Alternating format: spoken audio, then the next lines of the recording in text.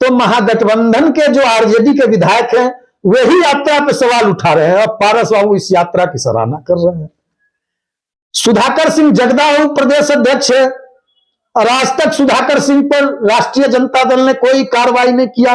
बार बार उपेंद्र कुशवाहा, ललन सिंह, नीतीश कुमार सभी लोगों के कहने पर भी आरजेडी ने अपने विधायक पर कोई कार्रवाई नहीं किया। आज तक वो आरजेडी के विधायक है और भी विधायक नीतीश कुमार जी पे सवाल उठा रहे हैं।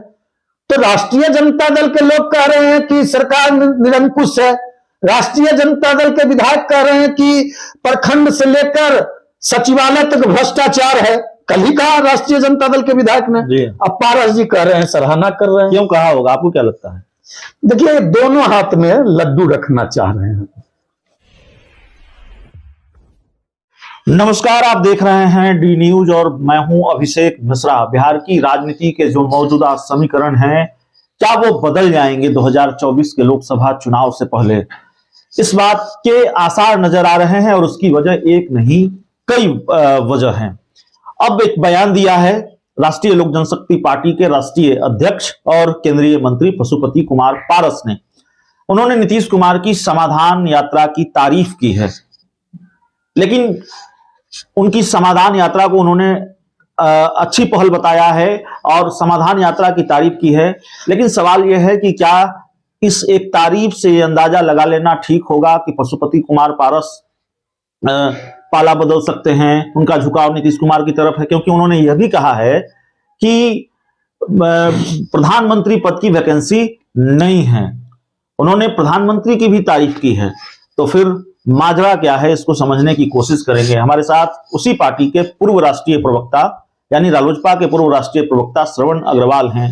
श्रवण अग्रवाल साहब, पशुपति कुमार पारस ये तो कर रहे हैं, समाधान यात्रा की तारीफ तो कर रहे हैं, लेकिन वो ये भी कर रहे हैं कि प्रधानमंत्री पद की वैकेंसी नहीं है। नहीं, देखिए अभिषेक जी, कहा तो आदरणीय पारस जी बिहार में राष्ट्रपति शासन लगाने की मांग कर रहे थे। कहा तो वो बिहार में लॉ एंड ऑर्डर को पूरी तरह से फेल बता रहे थे। कहा तो वह दलितों और पासवानों पर नीतीश कुमार की सरकार के द्वारा जुल्म और अत्याचार की बात कह रहे थे।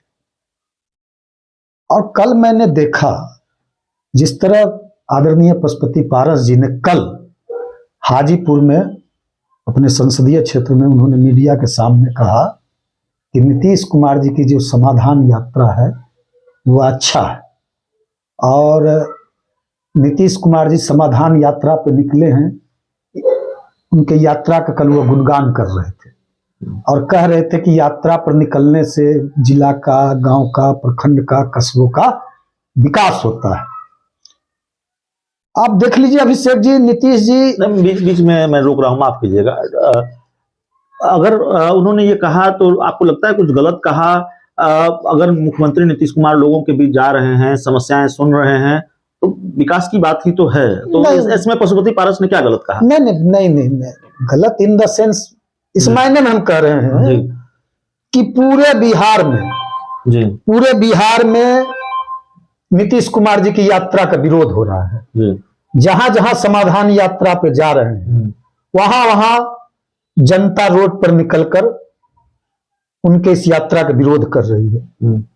आज भी, कल भी, परसों भी, शिवहर हो, गोपालगंज हो, सिवान हो, सारण हो, जहां भी वो जा रहे हैं, लोग रोड पे कहीं बैनर फाड़ रहे हैं, कहीं पोस्टर फाड़ रहे हैं, कहीं सड़क पर लोग निकलकर उनके काफिले के पीछे दौड़ रहे हैं और पूरी तरह से इस यात्रा का विरोध कर रहे हैं।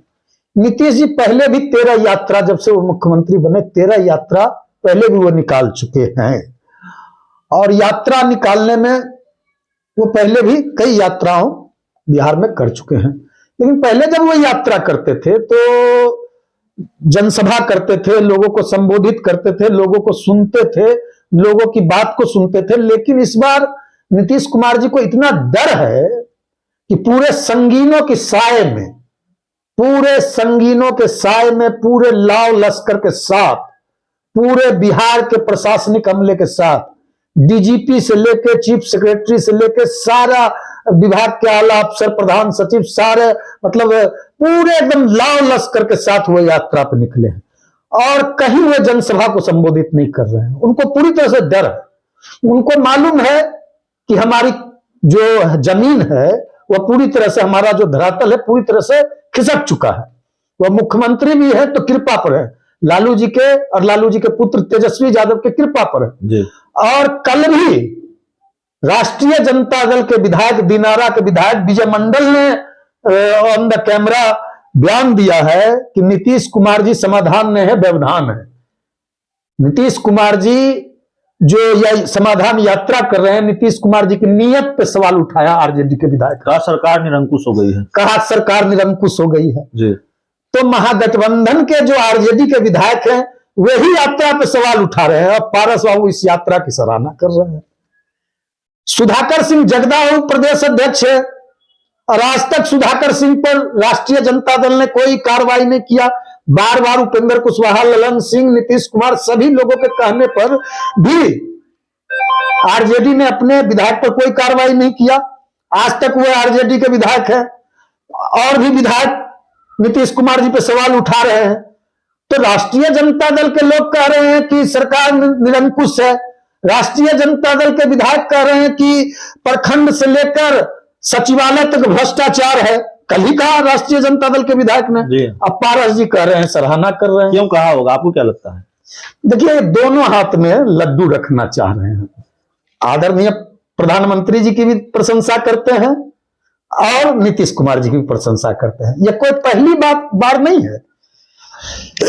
जान लीजिए 2020 में जब लोक जनशक्ति पार्टी टूटी नहीं थी और लोक जनशक्ति पार्टी ने नीतीश कुमार जी के तानाशाही, नीतीश कुमार जी के नीति, नीतीश कुमार जी के काम, नीतीश कुमार जी का जो गठबंधन चलाने का तौर तरीका था, उस तौर तरीके से और बिहार में जो विकास के काम ठप पड़ गए थे, तो चिराग पासवान जी उस समय राष्ट्रीय अध्यक्ष थे। चिराग पासवान जी ने नीतीश कुमार जी से अलग जाने का फैसला लिया। एनडीए से अलग जाने का फैसला नहीं लिया चिराग पासवान जी ने, नीतीश कुमार जी से अलग जाने का फैसला लिया। और 2020 में जब आदरणीय श्रद्धेय रामविलास पासवान जी का निधन हुआ था और श्राद्ध का कार्यक्रम पूरा भी नहीं हुआ था, 12वीं पूरी भी नहीं थी, तो उस समय भी आदरणीय पशुपति कुमार पारस जी ने नीतीश कुमार जी को विकास पुरुष बताया था। नीतीश कुमार जी के कामों का प्रश्न, पूरी पार्टी नीतीश कुमार जी के क्रियाकलाप का विरोध कर रही थी और ये चैनलों को बुलाकर आदरणीय पारस बाबू नीतीश कुमार जी को विकास पुरुष बता रहे थे, नीतीश कुमार का गुणगान कर रहे थे। तो उस समय भी पार्टी में भारी विरोध हुआ था इस बातों का और आज पुनः हुआ बता रहे हैं। तो उनको इतना, अब देख लीजिए 5 महीने में जब से एनडीए छोड़कर नीतीश कुमार जी अलग हुए हैं, जब जब एनडीए की सरकार बिहार में बनी या एनडीए की सरकार चली, तो विकास की भी रफ्तार उतनी ही तेज गति से चली। जब से वो 5 महीने से अलग हुए हैं तो बिहार में विकास में भारी व्यवधान पैदा हो गया है और पारस बाबू समाधान यात्रा की तारीफ कर रहे हैं। लेकिन वो तो ये भी कह रहे हैं ना कि प्रधानमंत्री पद की वैकेंसी नहीं है, वो तो प्रधानमंत्री नरेंद्र मोदी की भी तारीफ कर रहे हैं। अब नीतीश कुमार की तारीफ कर दी, क्या बुरा कर दिया? सारे एनडीए के लोग, आप तो एनडीए के लाइन के अलग जा रहे हैं, भारतीय जनता पार्टी के लाइन से अलग होकर नीतीश कुमार जी के यात्रा की सराहना कर रहे हैं। लेकिन एनडीए की तरफ से सारे भारतीय जनता पार्टी के आदरणीय सारे नेतृत्व, बिहार के नेतृत्व इनके इस यात्रा पर सवाल उठा रहे हैं। हमारा भी इनके इस यात्रा पर सवाल है। यात्रा से जनाक्रोश है, यात्रा पर बड़ा प्रश्न चिन्ह है।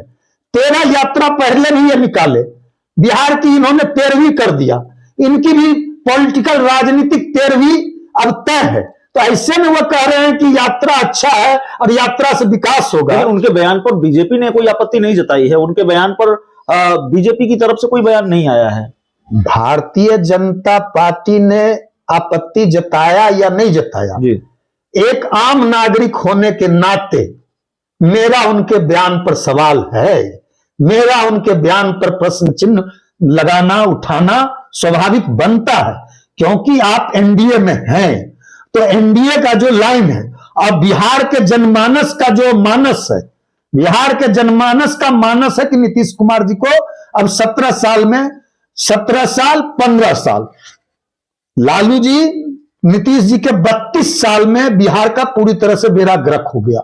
अब बिहार छटपटा रहा है नीतीश कुमार जी और जो तेजस्वी यादव, इन लोगों का जो है, इनसे बाहर निकलने के लिए बिहार और एक एक बिहारी छटपटा रहा है। तो नीतीश कुमार की समाधान यात्रा की तारीफ की है, समाधान यात्रा को लेकर नीतीश कुमार की तारीफ की है मंत्री पशुपति पारस ने, और श्रवण अग्रवाल को आपत्ति है। कभी उनके बेहद करीबी सिपा सलारों में थे, उनकी पार्टी के राष्ट्रीय प्रवक्ता हुआ करते थे, और श्रवण अग्रवाल कह रहे हैं ये एनडीए के खिलाफ दिया गया बयान है, ये एनडीए की लाइन नहीं है। जहां आरजेडी के विधायक ही विरोध कर रहे हैं समाधान यात्रा का, जहां बीजेपी विरोध कर रही है, वहां बीजेपी के साथ रहते हुए पशुपति पारस बयान दे रहे हैं। तो जाहिर है पशुपति पारस ने बयान दिया है और उसके बाद बिहार की राजनीति गर्मा गई है। कई तरह के कयास लगाए जा रहे हैं, जिसका जिक्र हम अगले किसी वीडियो में करेंगे। बहुत बहुत धन्यवाद।